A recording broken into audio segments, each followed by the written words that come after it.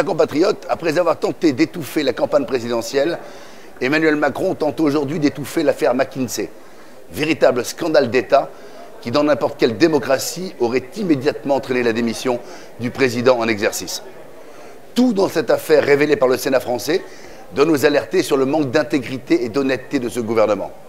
Premier scandale, rien qu'en 2021, le gouvernement a utilisé plus d'1 milliard d'euros pour commander des études à des cabinets de conseil privés, pour la plupart étrangers. Confier les clés de la France à ces cabinets, que l'on sait proches de gouvernements concurrents, doit nous alerter sur le degré de trahison généralisée qui règne au sein de l'exécutif actuel. Deuxième scandale, le cabinet McKinsey, qui a reçu plus de 30 millions d'euros de fonds publics en 2021, a pour directeur associé Karim Tadjedine, cet homme très proche d'Emmanuel Macron, qui est membre, comme lui, de la commission Attali et qui a participé à sa campagne de 2017 et coécrit un de ses livres. Comment ne pas penser immédiatement à du favoritisme de la part de l'Élysée? Troisième scandale, McKinsey n'a payé aucun impôt en France entre 2011 et 2021, alors qu'il a perçu des dizaines de millions d'euros du gouvernement pour ses différentes missions. Pire, Bruno Le Maire affirme que l'administration fiscale n'était pas informée que cette entreprise ne payait pas d'impôts, alors qu'il est obligatoire pour une entreprise postulant un appel d'offres de déclarer sa situation fiscale à l'État. Deux possibilités, soit M. Le Maire ment, soit les marchés ont été passés frauduleusement. Quatrième scandale, enfin, le résultat de ces prestations de conseil, parfois inexistantes, n'a qu'un seul objectif, la destruction de nos services publics, et va à l'encontre de l'intérêt de notre pays et de nos concitoyens. Je rappelle que McKinsey a touché 500 000 euros pour un rapport complètement bidon sur l'avenir du métier d'enseignant et 1 million d'euros pour conseiller Macron sur sa terrible réforme des retraites. Alors pour toutes ces raisons, nous demandons à ce que le parquet national financier soit saisi. Il a su être d'une grande rapidité lors de l'affaire des costumes de François Fillon. Son inaction dans cette affaire suscite un certain nombre d'interrogations. Une question maintenant qui est entre les deux, à la fois qui vous concerne, vous, le président sortant, oui, et le candidat peut-être. Vous avez entendu évidemment toutes les révélations autour de l'affaire du cabinet McKinsey, oui, cabinet privé américain qui a conseillé l'État français pour près d'1 milliard l'année dernière. Ce groupe ne paie pas d'impôts sur les sociétés en France. Et dans les enquêtes, on lit que vous connaissez certains de ses dirigeants, que certains d'entre eux sont proches de vous. Sur ce sujet-là, est-ce que vous demandez toute la transparence? Oui, et je l'ai déjà dit. D'abord, il n'y a aucun contrat qui est passé dans la République sans qu'il respecte la règle des marchés publics. Mise en concurrence, transparence, responsabilité de celles et ceux qui signent. Donc tout est clair là-dessus. Non mais donc, oui, sinon c'est du pénal. D'accord. Et donc que quiconque a la preuve qu'il y a une manipulation mette le contrat en cause au pénal. Alors, Tu mens, il ment. Donc vous pensez que la stratégie vaccinale de la France a été mise en place par des consultants à 2200 € par jour. McKinsey, qui conseille en même temps... Les cabinets de conseil. Oui, mais qui conseille... C'est pas seulement un problème de gaspillage, c'est un problème de conflit d'intérêts au sommet. C'est-à-dire que la stratégie vaccinale a été donnée à un cabinet américain qui conseille Pfizer. Pfizer, entre nous, que le président de la République, quand il était chez Rothschild, a organisé une session de... Donc, il y en a assez du conflit d'intérêts. Et je dis aux Français, avant de devenir politique, a en effet travaillé à la banque Rothschild et a œuvré au rapprochement entre Pfizer et Nestlé. Et je veux dire une chose très grave. Mais vous dites que c'est un rapport, ça n'a pas... Mais je dis que je demande où est passé le parquet financier. SOS, avis de recherche. On parle de McKinsey avec Martial You et avec Christian.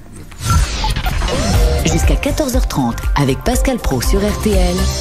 Les électeurs ont la parole. Et également avec William Galibert, parce que ça tangue, paraît-il, à l'Élysée. C'est-à-dire que vous recevez, disons-le, parfois des SMS des ministres, des conseillers qui voient bien le danger. Mais d'abord les auditeurs.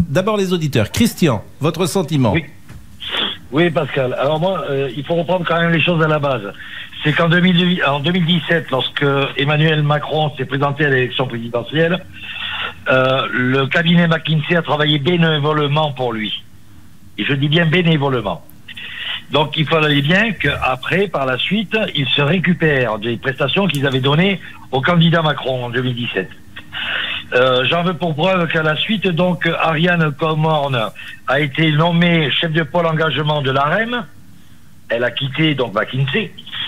Mathieu Maucor, directeur du cabinet, il est devenu directeur de cabinet adjoint du secrétaire d'État au numérique D'accord? Donc, il faut quand même le savoir aussi.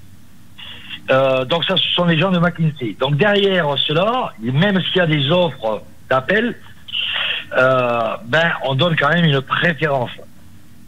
Et j'en propose qu'il y a un cabinet concurrent de McKinsey qui a été débouté de sa prestation et qui a effectué un recours, je veux dire, juridique par rapport à ça. Parce qu'il était moins cher, il allait être plus performant. Autre point important, on a utilisé McKinsey pour faire des réformes à l'encontre des petites gens. À savoir pour renégocier les prestations des APL, pour renégocier également la retraite. Après, ça a été abandonné par rapport au Covid, etc., etc. Mais il y a eu quand même 200 pages qui ont été faites. Il y a un PowerPoint qui a été fait. Il y en a pour quasiment 1 million d'euros. Ça n'a pas été présenté, mais c'est 1 million d'euros à la poubelle parce que ça n'a pas été présenté à cause du Covid. D'accord? Il y a également aussi il y a eu le sommet Tech for Food, où là, ils ont travaillé bénévolement, McKinsey, pour les patrons du numérique. Il faut bien qu'à un moment donné, le cabinet McKinsey récupère un petit peu tout le travail bénévole qu'ils ont fait. Donc, il fallait bien que l'État leur reverse derrière des contrats publics pour qu'ils puissent récupérer un petit peu d'argent qu'ils avaient fourni bénévolement. Alors c'est intéressant ce que vous dites, Christian, on va essayer de le valider quand même avec William Galibert. Est-il exact que McKinsey a travaillé bénévolement pour Emmanuel Macron? Oui, il est exact que des salariés ont pris officiellement sur leur temps bénévole Donc c'est pas la société, ce sont des salariés, ce sont des démarches individuelles. Qui à titre individuel, c'est pas la même chose. Bénévolement, Le Monde, c'est le journal Le Monde qui avait révélé ça et parle d'une dizaine de personnes qui auraient participé à l'élaboration et à l'écriture du programme du candidat Macron. Oui, mais ça c'est pas la même chose. Vous voyez, Christian, c'est pas la société McKinsey qui est investie dans la campagne. C'est pour ça qu'il faut préciser. Pascal, il faut quand même savoir que ces anciens salariés retourneront à la fin du mandat chez McKinsey. D'accord? Il ne faut quand même pas l'oublier, ça. Parce que ces gens-là ont soi-disant travaillé bénévolement, mais pas pour rien. Ils ont pris des postes, je veux dire, éminents au niveau de différents ministères, au niveau du gouvernement. D'accord? Ça, il ne faut quand même pas l'oublier. Maintenant, la question que je me pose... Rien ne prouve parce qu'on n'est pas dans une disposition. Non, mais c'est comme l'optimisation fiscale. Un fonctionnaire se met en disponibilité et puis retrouve son poste après. Là, il y a des chances que vous ayez raison, que sur le lot, il y en ait un certain nombre qui retournent chez McKinsey. Ça, c'est tout à fait possible. Comme il y aura plein d'autres métiers qui retourneront dans leur entreprise antérieure. Mais simplement, il n'y a pas d'obligation. On marque une pause. Ce qui est ennuyeux, c'est par exemple, effectivement, l'exemple que je citais, c'est-à-dire que la stratégie vaccinale définie par un conseiller de McKinsey, alors que McKinsey a des intérêts avec Pfizer, là, pardonnez-moi, mais j'y vois un vrai conflit d'intérêts. C'est-à-dire que tu es conseil, mais tu conseilles quelque chose qui peut te servir tes intérêts, en l'occurrence financiers. 13h. Ils cherchent un responsable. Dites-leur chaque jour. Vous l'avez devant vous. Le seul responsable de cette affaire, c'est moi. Et moi seul.